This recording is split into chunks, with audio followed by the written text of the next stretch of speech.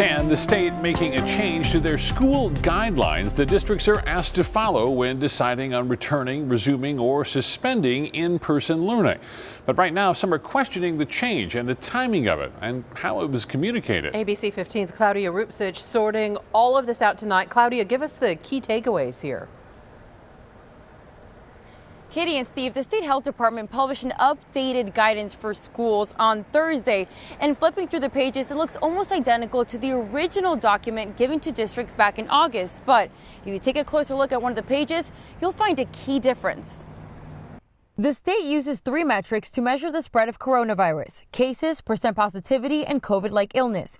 According to the new guidance for schools, if all 3 benchmarks move to substantial for 2 weeks, the Department of Health Services recommends moving back to virtual learning. The original guidance published in August said if one of these benchmarks moved to red, they should go back to virtual.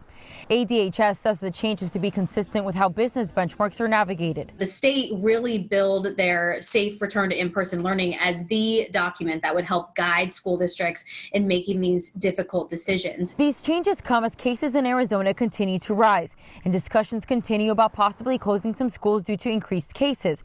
ABC 15's Danielle Lerner has been covering the reopening of schools extensively. The question is, who knew about that change? When did they know? And how is this impacting districts and parents who are trying to make these really difficult decisions? The new ADHS document is dated October 22nd. But Maricopa County health leaders tell ABC 15 they found out about the updates late on the 26th.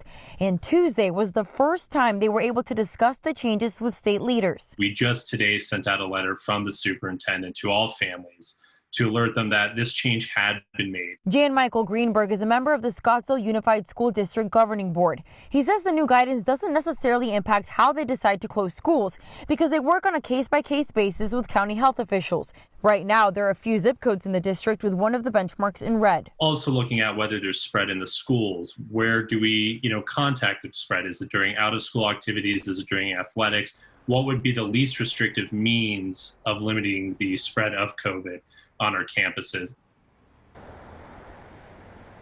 Those state benchmarks are only recommendations. Schools have been working closely with county health departments, but at the end of the day, it's up to individual districts to come up with those decisions. Live in Phoenix, I'm Claudia Rupsich, ABC 15 Arizona.